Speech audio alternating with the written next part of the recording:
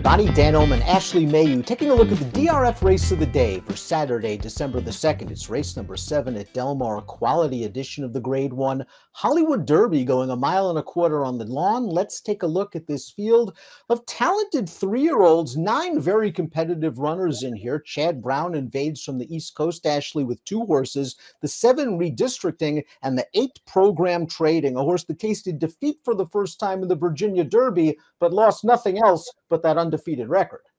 Yeah, I think this is a great field of 9, and I think looking at the field, in my opinion, I could kind of split them into 2 groups, maybe the A group and the B group. About 4 or 5 of them, to me, are major players, where the other ones, if they show their best performances, Dan, they could also be effective. But you see Chad Brown with the pair in here, Silver not on the rail. I think there's a lot of horses here with live shots. I'm curious to see if this pace projector is correct. Timeform US believes the pace will be fast. And with horses like the 6 Santorini, the 3 Reacquist, even the 4 Watsonville has shown some speed. The potential is there, but it's not like these horses are tremendous burners. Maybe the pace will be more moderate than truly quick.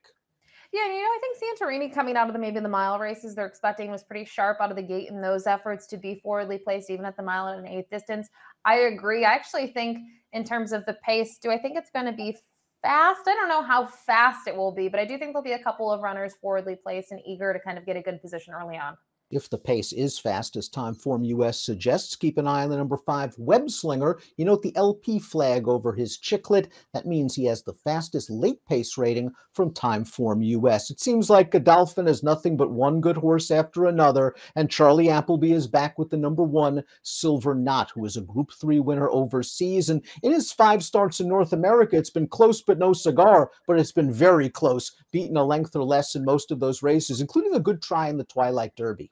And they've all been on the big stages, right, Dan? It's not like he's been in listed stakes or Grade 3 events. They've all been Grade 1 and Grade 2s. And even just remembering what he was able to do at Keeneland over a year ago, very impressive, finishing second behind Victoria Road, where he was favored in that event. And since then, similar story. He's been close, but he hasn't been able to find the way to the winner's circle. I'm just thinking that he has that effort where he was second last time out behind Seal Team. It's going to be a second race off that little bit of a freshening. There's no reason to think that he would not be sharper in this event.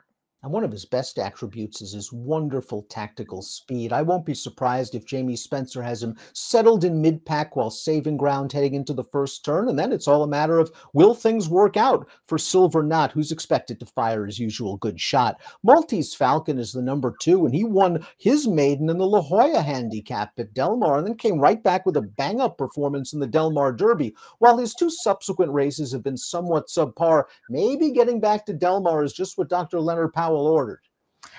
I wonder about that most recent race. I really couldn't find a huge excuse in that effort, and he just didn't fire. I think it's a positive sign, though, to see him regrouping just about a month later in preparation for this event. And the effort 2 back, I still think all in all, he raced well. He's kind of got a one-run sort of style we've seen from him time and time again, and maybe that's why it took him a little bit to graduate. But he graduated, as you mentioned, on a big stage, followed it up with a really nice second-place effort. And I don't hate the effort 2 starts back. But then again, you look at it. Yes, he was a 3-year-old facing older, but it was not a stakes race. I don't think the waters were too tough, and who won it? Seal Team. So Seal Team's been able to win those last 2 events, and he's got to tackle him again in here.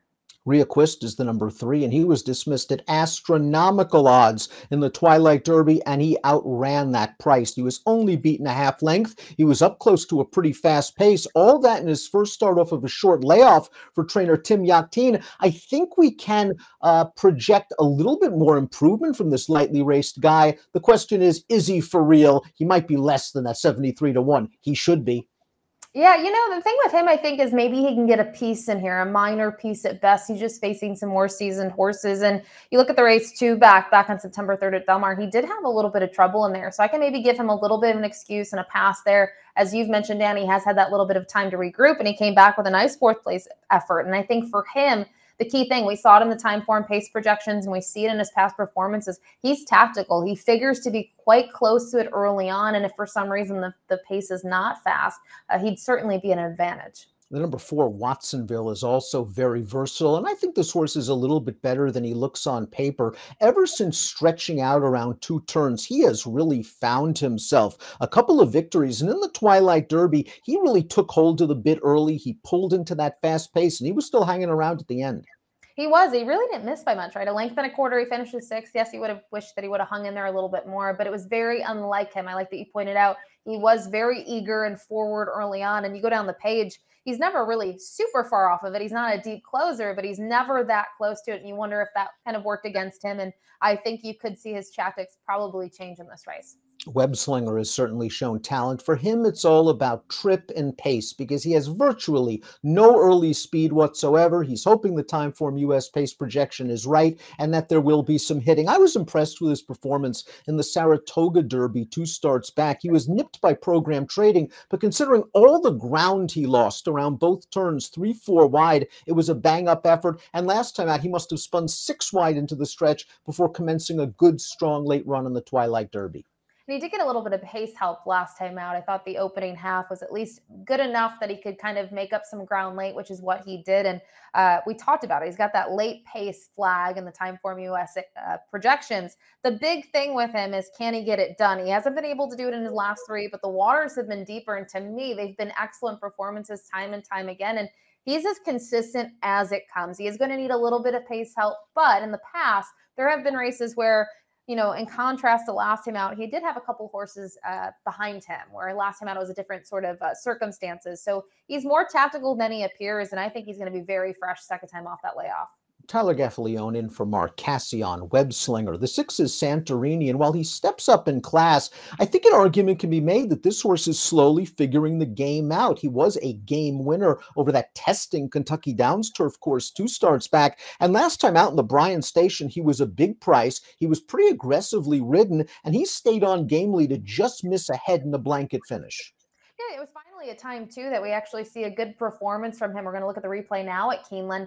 This is his first time in graded stakes waters, and he had those 2 tries in March of 2023 at the stakes level, but this is different. I mean, he is more forward here. He's going to just miss in the end, but I thought all in all, watching the stretch run for him, he is very game here to only miss by a head behind Runaway Storm and Talk of the Nation, which we know has been a horse that's maybe been hyped up a little bit in some of his efforts. I think this is a great race now.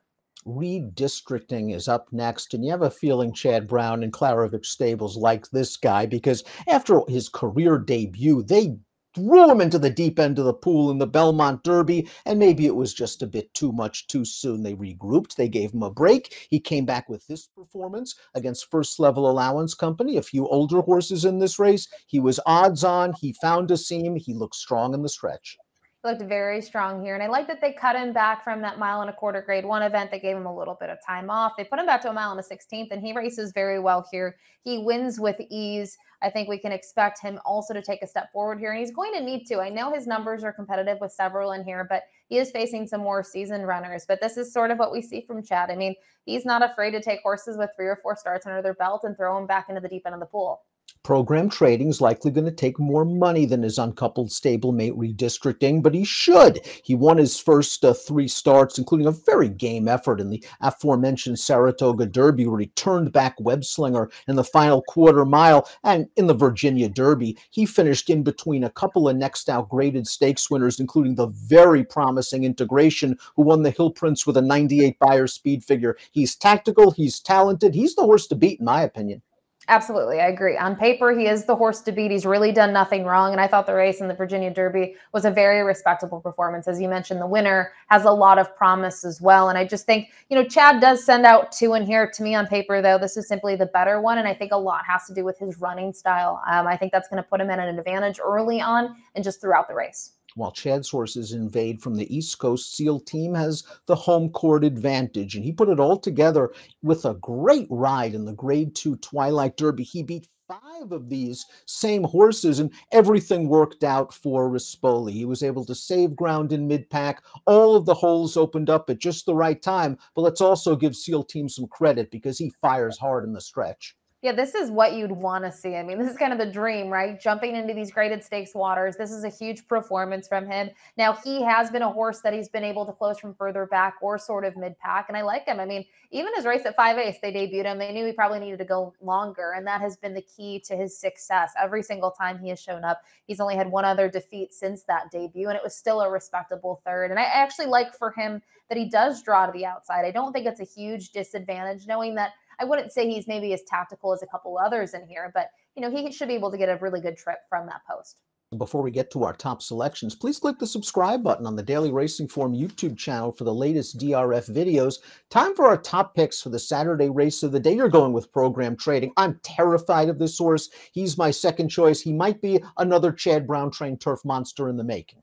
Yeah, it's interesting. Chad Brown to have 2 in this race out on the West Coast. I just thought he was the better of the 2, obviously, and then just comparing him to everyone else in the field. I like his tactical early foot. I think he can be forwardly placed, not necessarily on the lead, but should relish at the distance once again. So it was tough for me to go against him. You see, though, I do have some respect for Web Slinger. I mean, how can you not look at his record, Dan? Yeah, he came close to Program Trading in that race at Saratoga. I wonder if you switch the trips up, maybe you get a different result. And he was firing hard in the Twilight Derby. One more chance, but he's going to need a trip and he's going to need some pace. 8, 9, 5, 1 for Ashley. 5, 8, 6, 9 for me. Good edition of the Grade 1 Hollywood Derby. Good card at Del Mar on Saturday. Good luck.